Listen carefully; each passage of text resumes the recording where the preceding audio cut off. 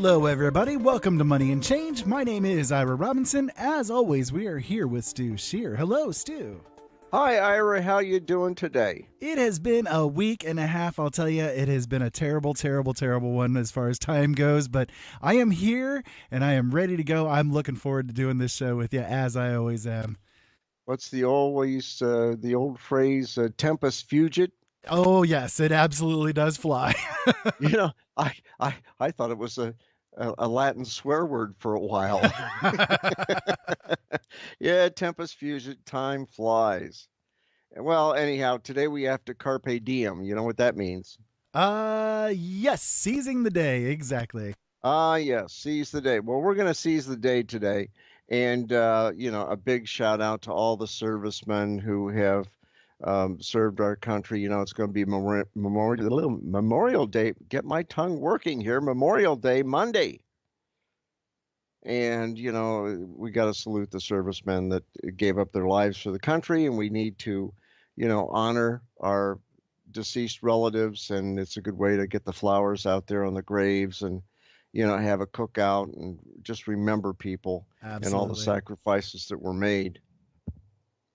Well, we do some shout outs before we do the show. If my tongue is working, WCET FM 101.7 in Columbia, South Carolina. A big shout out to them because they carry the show. And they have been doing it for quite a while, and we appreciate that. So if you're in the Columbia, South Carolina area and you listen to Columbia Talk, listen to WCET FM 101.7 and listen to our show. And if you miss the show on the air, there are replays during the week. And not only will you hear us on WCET, but Ira, tell them where else we're at. Well, let's see. We're over at lnmradionetwork.com. You guys can check out all of our shows over there. You guys can also find the archives over at openeyesnetwork.com, as well as youtube.com/C/openeyesnetwork. And we're also on TalkStream Live and the Paranormal Radio app over there at TalkStream Live as well. We're also on iTunes, TuneIn, you name it, basically. We're all over the place. That is for sure. And that is fantastic. And I'll tell you what, we're actually going into northern New Jersey into New York. And Pennsylvania. Yes, that's High Points Radio. Pennsylvania. Yep, High Points Radio. They're great over there. And I'll tell you what, that's fantastic. I mean, everything is expanding and expanding. And I got a call from Skills. I believe it was Monday or Tuesday. And he said, "Hey, did you know that you are number 9 in paranormal radio?" I said, "No, I didn't know that." And so he gave me a website to check it out. And I think that's marvelous considering, we're not mainstream news, but we do cover a lot of good financial information. And hopefully we pass some good information on to the listening public out there because, all we really want to do is help people. I don't get paid at all. I don't want to get paid. I want to help people out there. And that's all part of it. But if you want to donate to keep the show on the air and pay for the, the bandwidth and the electricity and whatever, that's fine and dandy. But I just donate my time and hopefully I'm helping some people out. And our listenership is growing and growing. And with all the different networks we're getting into, it's fantastic. So a big shout out to WCET FM 101.7 in Columbia, South Carolina. Also a big shout out to the University of Findlay. And you can go to their website at www.findlay.edu. Matter of fact, if you go to moneyandchange.weebly.com, and you go to the home section and click on it, you'll see education. Click on that. There are plenty of videos and information about the University of Findlay. Matter of fact, last night I was having dinner at a steakhouse, and there just happened to be a girl that came in, and she was sitting down with some people, and they said, "Well, how's school going?" And she says, "Well, I go to the University of Findlay." And she was in pre-veterinary. And she was describing everything about it. I didn't butt into their conversation, but I wanted to say, hey, guess what? I'm a Findlay grad too. So anyhow, check them out, www.findlay. Plenty of videos about the campus. I think you'll like it. Also, Rusty Ducks Custom Pens. Wow. If you go to the Friends of our radio show here, moneyandchange.weebly.com, to the website, and you look at the Friends of Money and Change, check out Rusty Duck's Custom Pens. He has a great Second Amendment pen, and he's just got some new molds to do different types of pens. I mean, he's really expanding. He's got a massive order that he has to get done by the end of this week. And I mean, he is working every night because everything is custom, and he does an excellent job. So you want to check that out on the Friends of Money and Change. Also, Show Us, Don't Tell Us, Skills, Mike, and Papa Bear. Hey, they're on every Friday, and I believe it's from midnight to 3 a.m. Actually their time changed now. They are now on Saturdays from 7 p.m. until 9 p.m. Eastern Standard Time. Oh my God, they hit the big time, 7 to 9. They're prime time now. Oh, they're prime time. Wow. Well, anyhow, hats off to Skills for letting me know about our rating in the paranormal. That's a difficult word. I'll just call that independent news. How's that? And also a big shout out to Scott and Susie Phillips from the American Wood Shop. They're going into their 25th year, and they're out at a trade show in Las Vegas right now for woodworking. And I've seen some of the pictures and some of the videos that Scott has sent back. Also, a big shout out to Open Eyes Network and the L&M Radio Network with Michael Vero. And gee whiz, Open Eyes Network. I think I know somebody from there. That would be me. Hint, hint. That would be me, yes. And again, you guys can find all the archives for all the shows that we do over there at OpenEyesNetwork.com. Lots of great stuff there for you. Tons of stuff. So anyhow, you know, before we get on with the show, we really have to do a disclaimer. I mean, a lot of shows do that, and so we have to. And the information contained in this presented material is from the posting of news agencies on the internet and are not necessarily the views or opinions of the owners of this program. We're not responsible for and expressly disclaim all liability for damages of any kind arising out of use, reference to, or reliance on any information contained in this broadcast. The information provided is not offered as financial advice, financial planning, or for investment purposes, so you want to use this information at your own risk. Now, from the currency chart today at 4 o'clock, the euro stayed the same from last week. It's at $1.17. The Great British Pound, well, it took a drop. It's down to $1.33, almost $1.34, but it dropped. The Australian dollar stayed the same at 75 cents. The Canadian dollar dropped a penny. It's down to 77 cents. The Swiss franc, hey, it went up. It's at parity with the US dollar. It's at $1. The Japanese yen, it stayed the same, 9/10 of a cent. What else is new? Chinese yuan, it dropped 1/10 of a cent. It's down to 15.6 cents. The Kuwaiti dinar, it dropped nothing. It stayed the same, $3.30, just like last week. Ethereum, we've got a story on Ethereum we're going to break here in just a little bit. But Ethereum, the price went down to $591.96 for one coin. And last week it was $687 even. Bitcoin, it took a little bit of a drop. It's down to $7,590 compared to $8,206 from last week. Silver, it went up a few cents. It's up to $16.66 an ounce. If you're looking to invest in silver, maybe it's a good time, but you want to check out all your sources and make sure that they're all reputable. Platinum, well, last week it was $890.05. It's now up to $911.91 an ounce. Palladium, it dropped a couple dollars. It's at $978.02 an ounce. But you know, with all currencies, if you're going to invest in currency, whether it's, you know, the paper money, which I really don't suggest you get into, but if you get into precious metals, you know, before you even get into it, you want to pay down your debt. You want to put some money aside for a rainy day. you want to buy some long-term food that maybe has 25 years storage. I don't care if you get it from Thrive Life or BePrepared.com or the Church of Latter-day Saints, because they have a few products that they sell. And there are a lot of other legacy foods.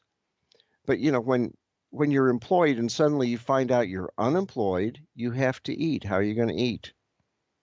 So you want to check that out. And once everything is paid down, you have some money put aside, then you want to look at precious metals. But also make sure you got plenty of medications that you need. Make sure you have ways of purifying water.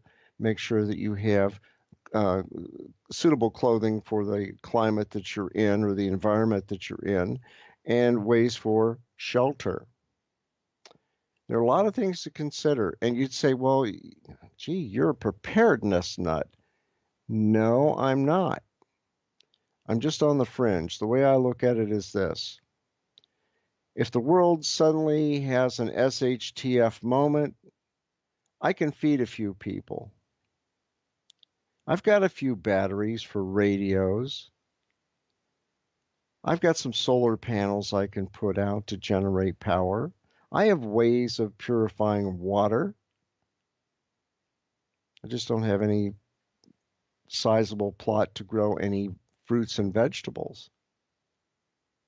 I have plenty of medications, but I don't have enough for me. Being a diabetic, I got to watch that stuff. And other people have to watch what they do too if they need medications. But you do all of that first. And then if you want to go ahead and invest in precious metals, then go ahead and look at your sources. Look at all of them. And I don't care if you look at APMEX, Kitco, Silver.com, and there's a whole bunch of others. But whatever you do, do not get any paper certificates. If you can't hold the gold and silver and platinum and palladium and copper in your hand, then don't buy it. Make sure that the source that you're getting it from has a good security program in delivering your precious metals to you. Also, make sure that you have a place to store them and a secure place to store them. Do all that first before you get into it. And why do you do precious metals, Ira?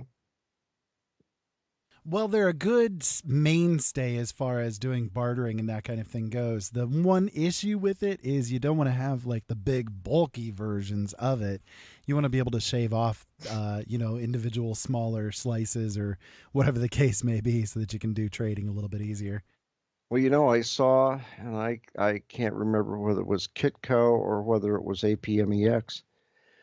They had a thin bar, I mean very thin bar of gold, and they had 10th ounce pieces.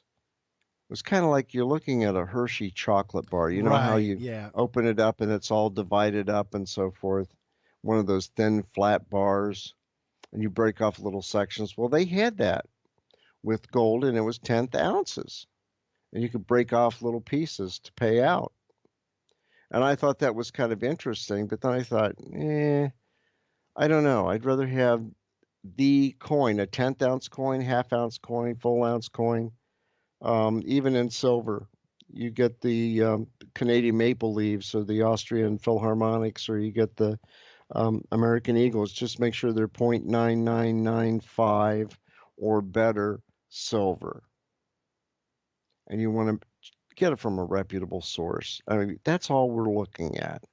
Now, if you're talking about Bitcoin or Ethereum or Litecoin, those are cryptocurrencies. And can you hold them in your hand? No. But I have an electronic wallet I can put in. Well, what if somebody steals it out of your electronic wallet? Oh, well, it's stored in a computerized safe vault someplace. Okay, so what if there are crooks and they suddenly steal it from you? How can you prove it was yours in the first place? Think of Mt. Gox. So, precious metals are good to have.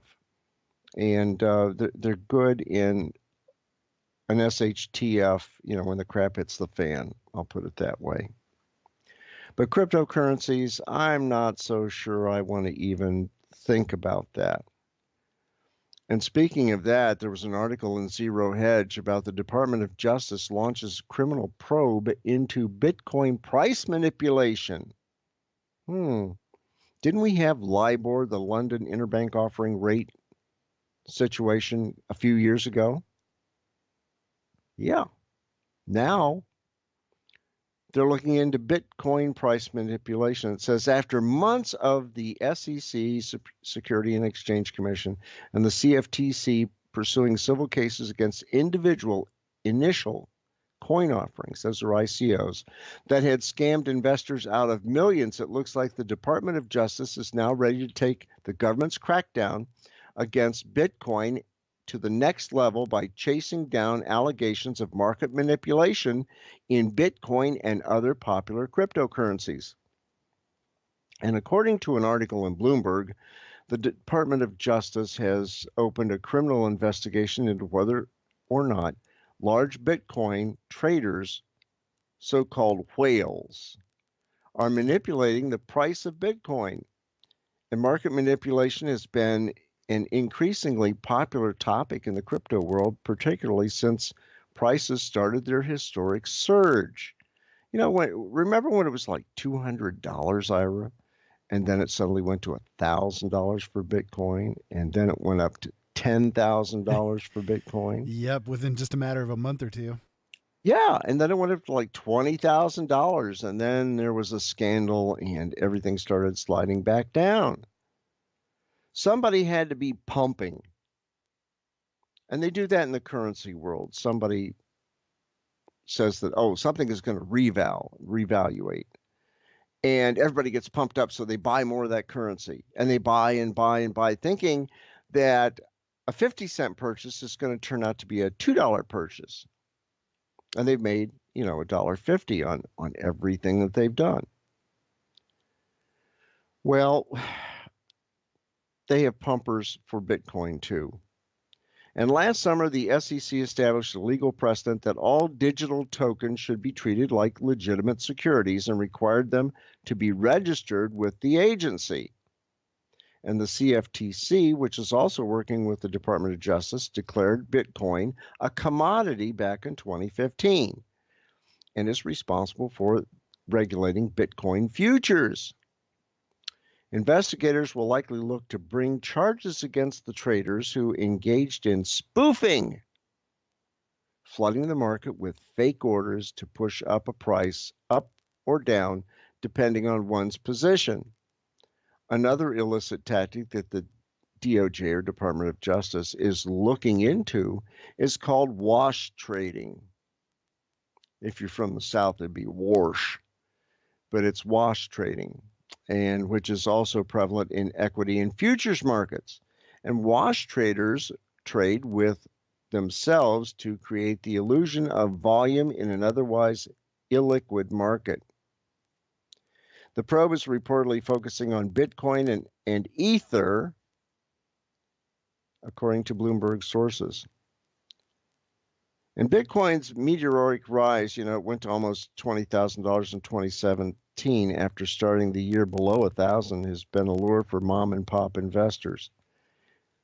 Why would you want to put all your money, Ira, into a Bitcoin at, let's just say $7,900? Can you hold it?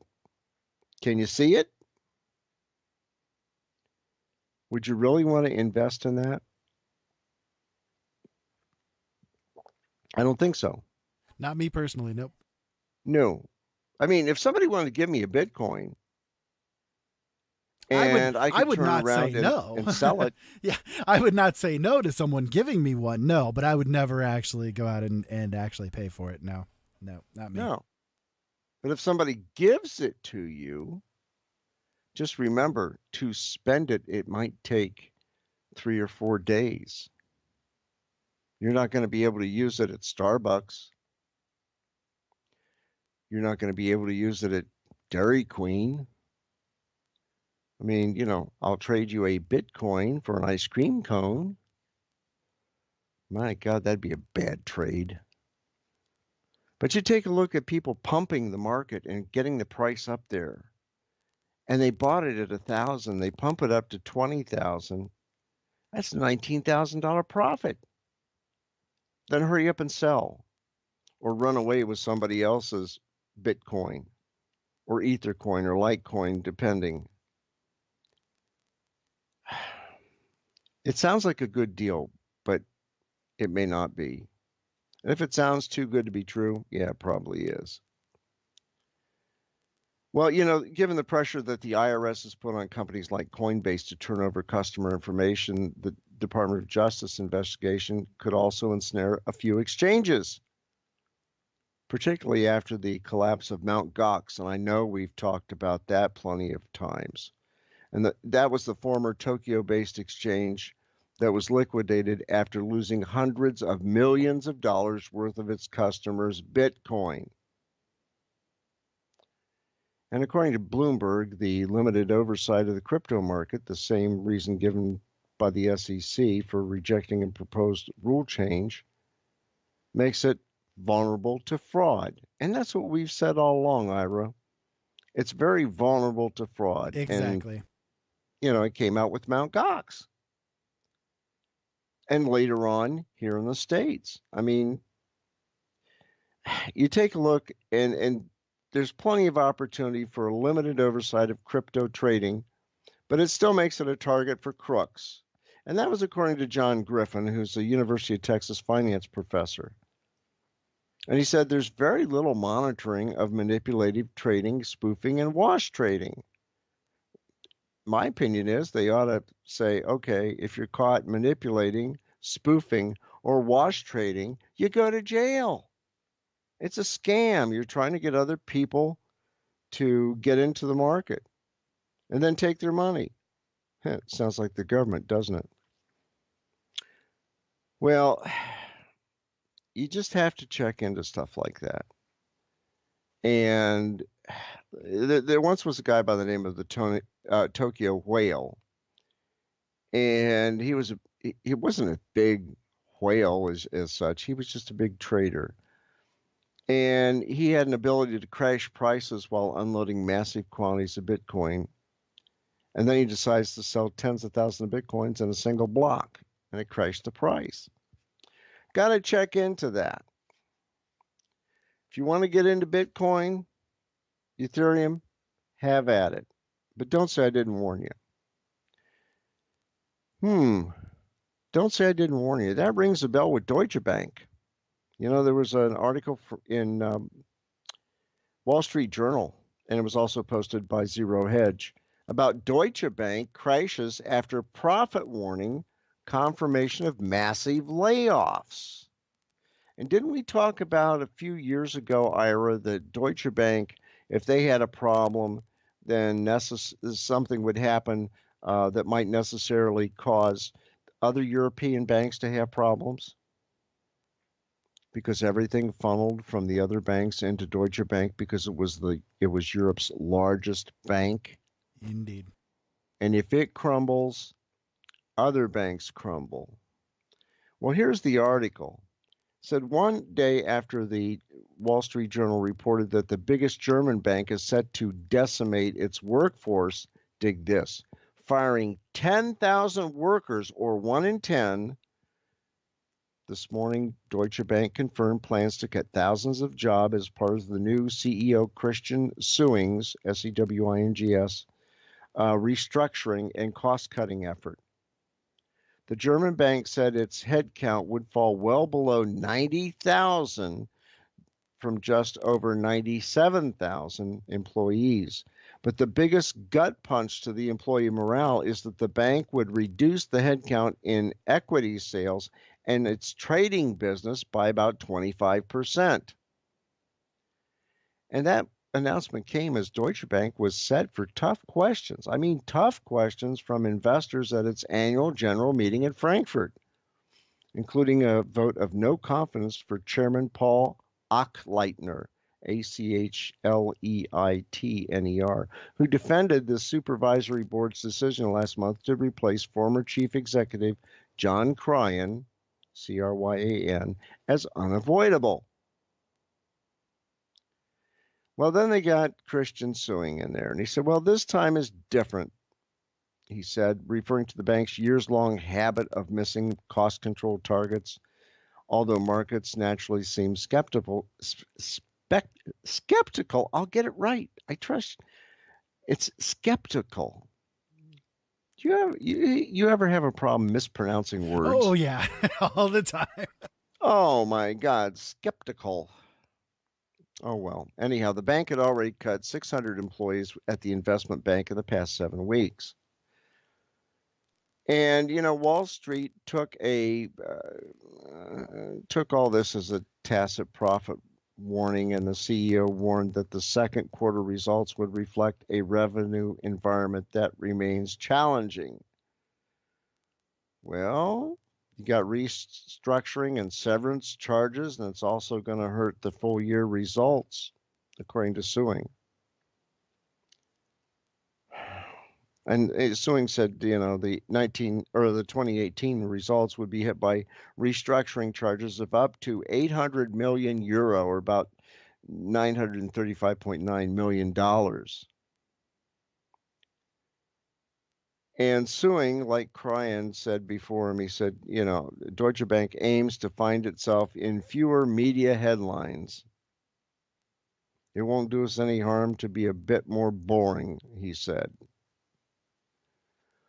Okay, so what do you do if you have money in Deutsche Bank? Maybe you want to move it somewhere else. Who knows? But they're laying off 10,000 out of 97,000. They're a big bank.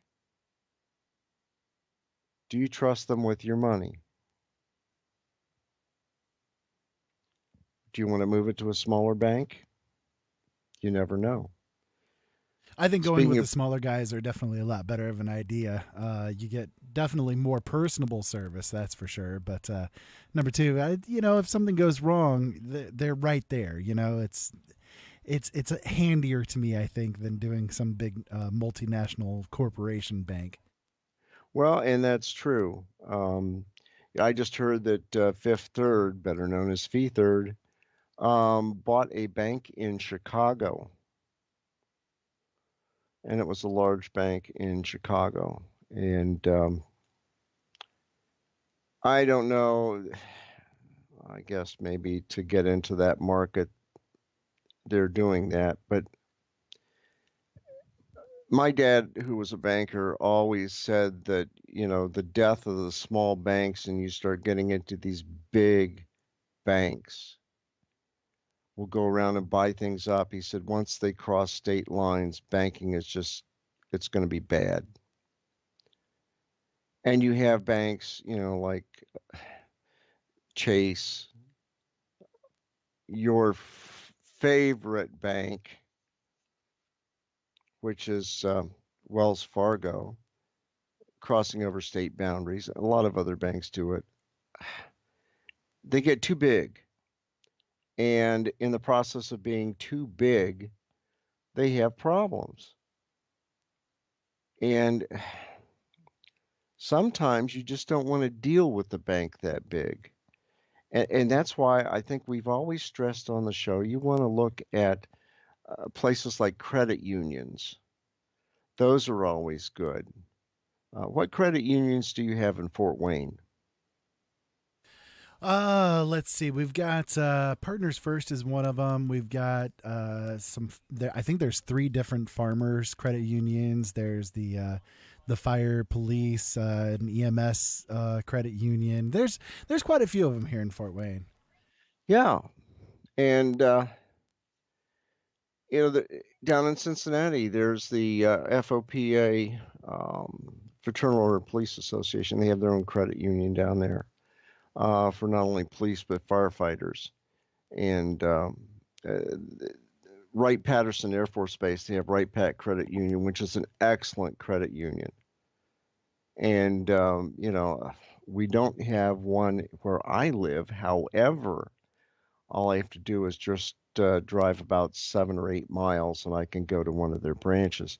There are a lot of benefits joining a credit union because you're a holder in that company.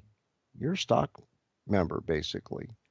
And you get better deals on loans, you get better deals all the way around. And, you want to look at things like that.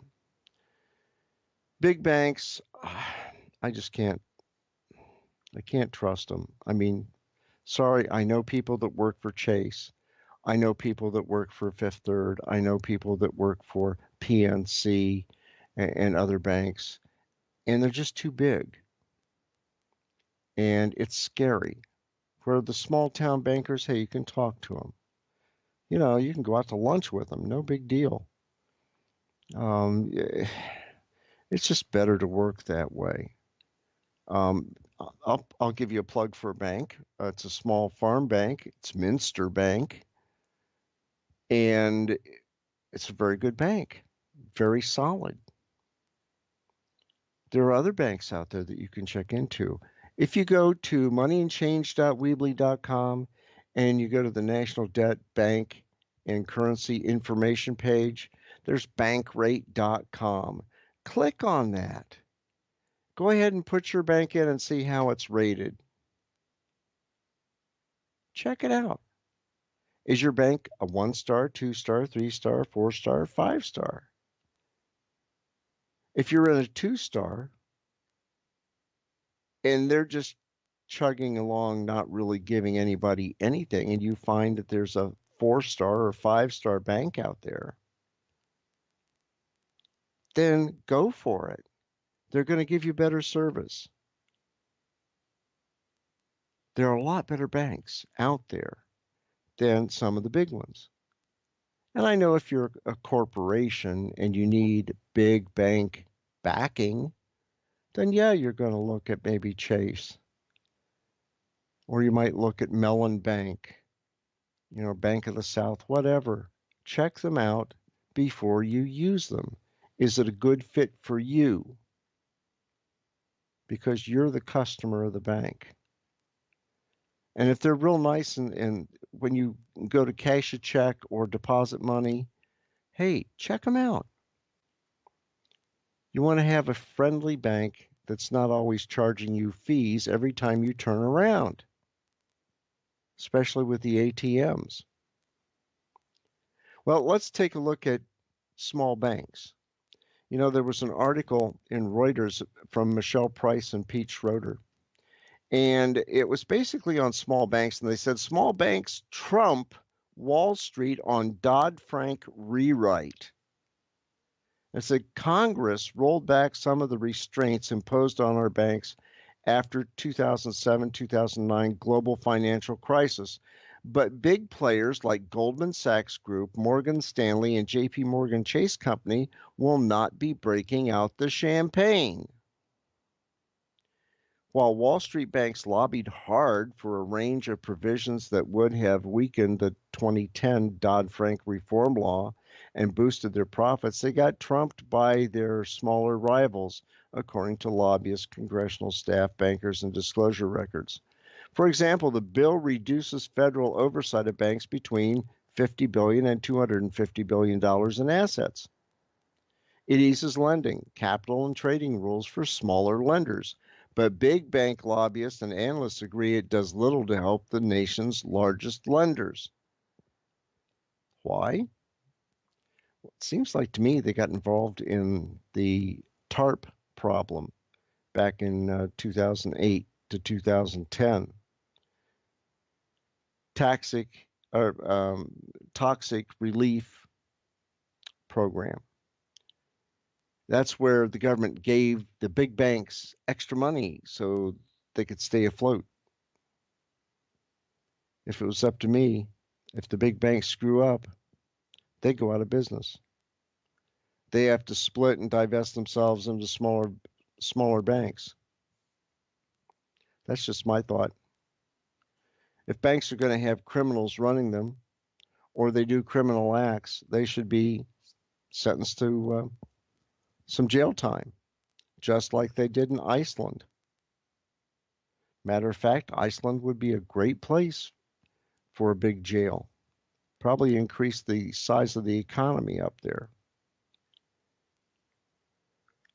Well,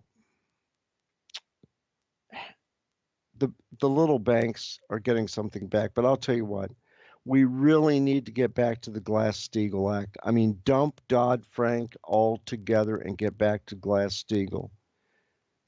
If the Glass-Steagall Act had still been in force, we wouldn't have had the need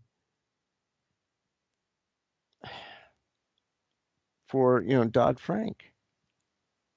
I mean, what Glass-Steagall maybe only had maybe a couple hundred pages, but how many pages of the law does it have in Dodd-Frank? I forget how many thousands. What is it, 20,000 and growing?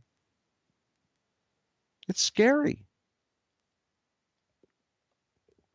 It's very scary. Well, one thing that's not scary, and according to Reuters came out and they talked about Goldman has a World Bank fund for women entrepreneurs. So ladies, listen to this.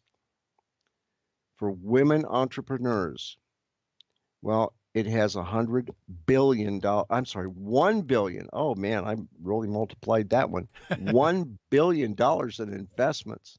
Oh, hey, $1 billion's not bad. I wish I had $1 billion. I don't know about you. Sure, I could kick around with that for a little while. A couple days, maybe. Maybe in Vegas.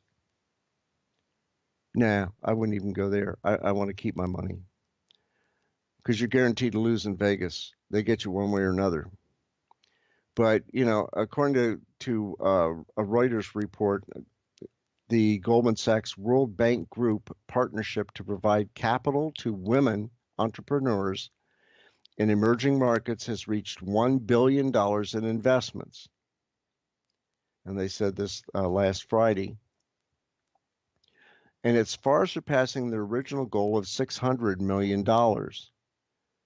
And the Women Entrepreneurs Opportunity Facility, launched in 2014 by Goldman and the World Bank's International Finance Corporation, private sector development arm, had initially set a goal of providing capital to 100,000 women entrepreneurs, it's a French word, moneymakers, over 10 years, but it has reached 50,000 in just 4 years. And the institution said $1 billion in investments were made in 26 financial intermediaries in 26 countries, including some of the world's poorest and most conflict-affected states. And those so-called anchor investments in small banks and non-bank financial institutions provide capacity and incentives to boost lending to women-owned businesses, which typically have a hard time gaining financing, particularly in emerging market countries. Well, there's such a thing called minority-owned businesses, and women are part of that.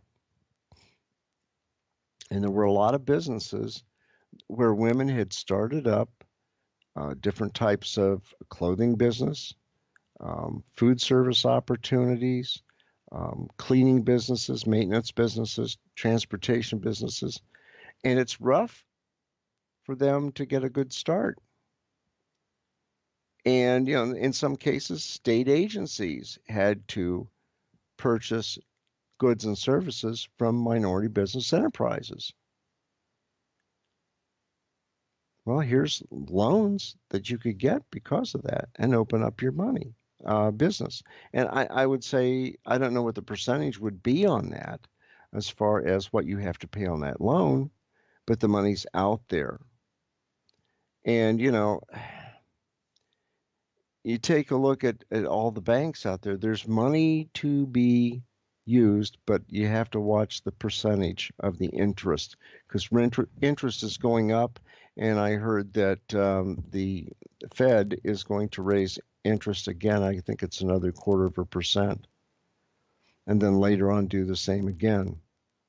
It gets scary because, when you raise the interest, people just don't want to spend. They don't want to buy things like cars, computers, microphones, cell phones, houses, any big ticket item.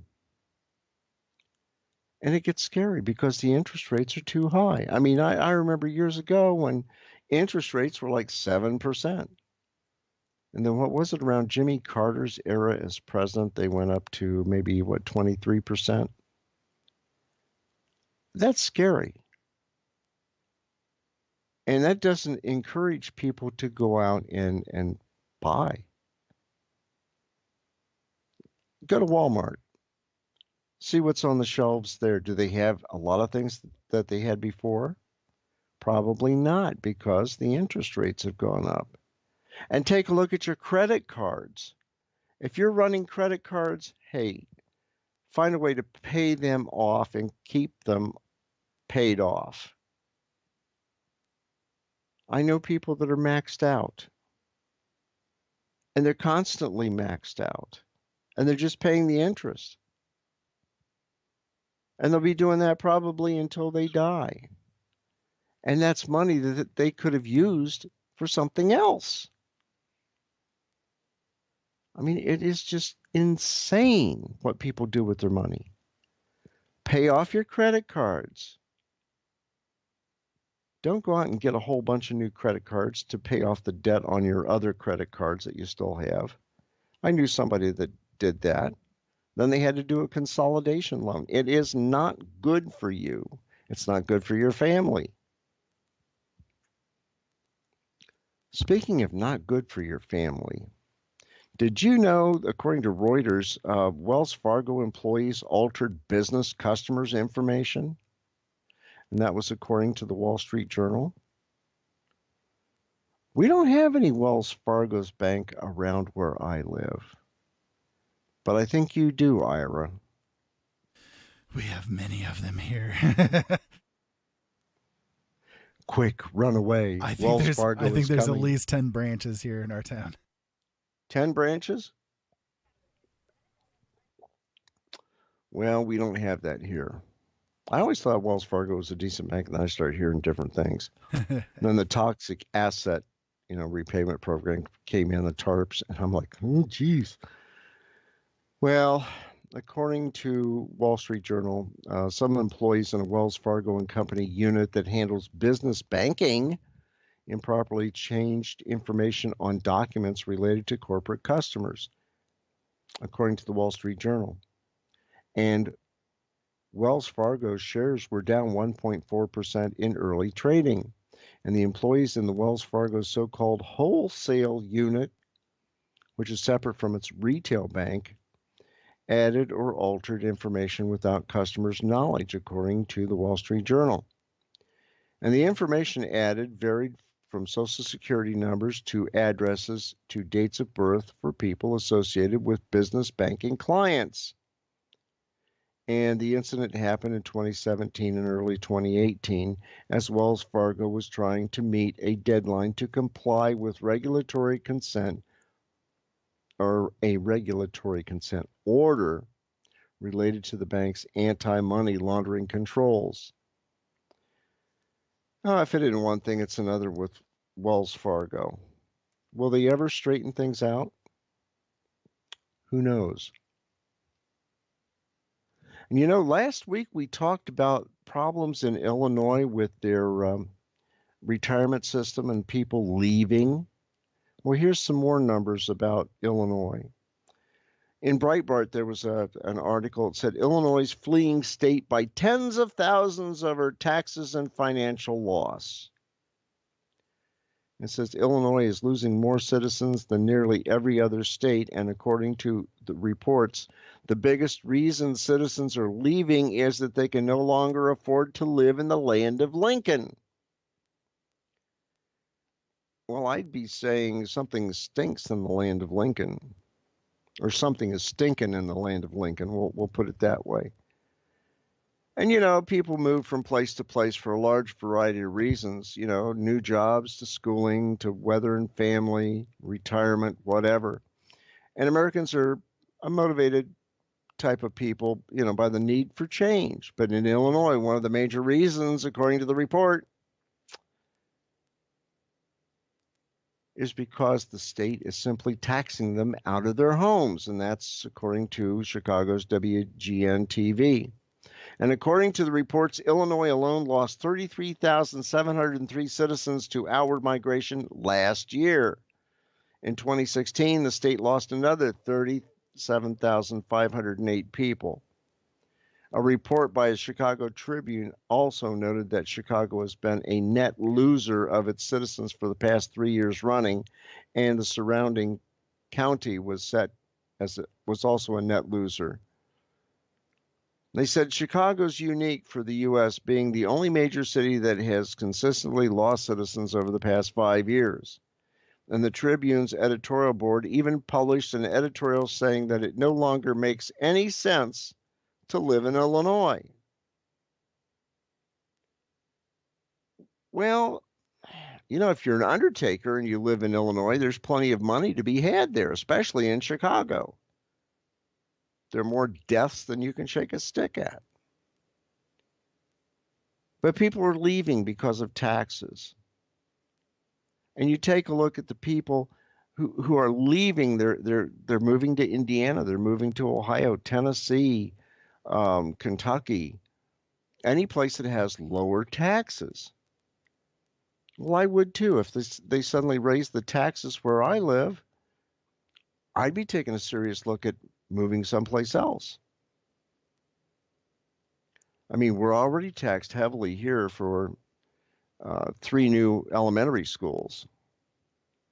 And so my taxation bill is about $500 a year. And then it went up to $600 a year. And now I believe it's about $900 a year just for schools. Look at Illinois, it's probably a lot higher than that. But people are leaving because it's too expensive to live there. Maybe they'll move to Florida, maybe they'll move to Alabama, maybe they'll move to Texas. But they're looking to live cheaper. And when they move away, they're going to get taxed. And the FDIC wants to turn around and raise their taxes. What was it, $2,500? We said that last week, that they wanted to raise their property taxes by $2,500.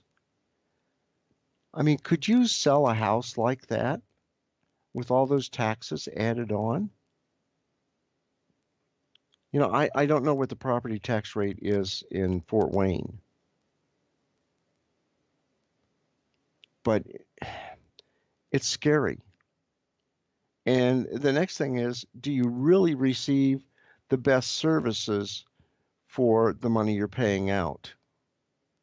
It's amazing how politicians can raise the taxes and they don't provide anything better. Not a thing. Yeah, exactly. Not a thing.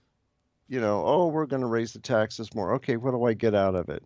Oh, nothing. We just need a 5% salary increase. Oh, yeah, right. Government has to be made accountable for what they spend, especially in Washington, D.C., because in Washington, hey, they haven't had a budget in years. And I think what's going to happen with Trump is, they're going to have budgets, and they're going to have to stick to the budgets. And like I always said, what you want to do is reduce the cost of government 5% a year or 10% a year over a period of time. And any department that is worthless, that doesn't make money or is just there because, if it has no use, get rid of it. Oh, gee, you're putting people out of work. Well, yeah and no. They probably have other jobs that they could be doing. But that's what happens. We're all getting overtaxed. And that's why people are leaving Illinois. And I don't blame them one bit. Did you know, according to Jeff Cox at CNBC, inflation is coming to the U.S. economy on an 18-wheel flatbed?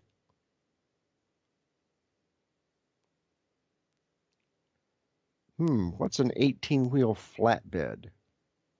It's a truck. Pretty big. Biggin.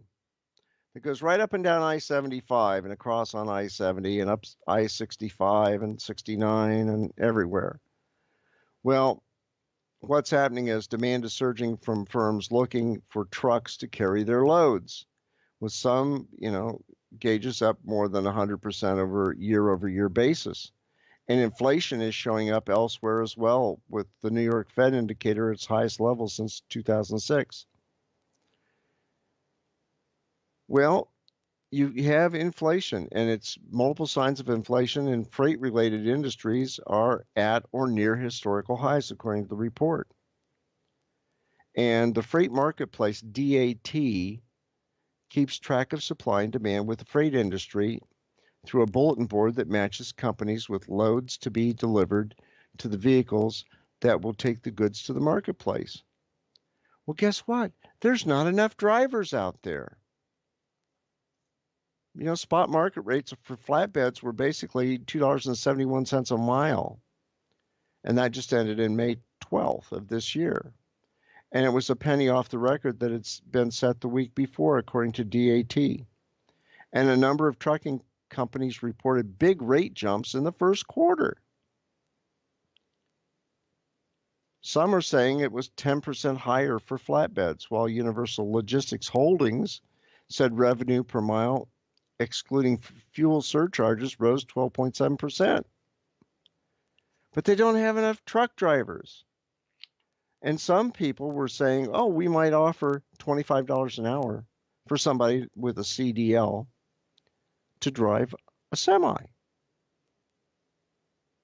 Wow. And they just don't have people to fill it. So if you're unemployed and you're looking to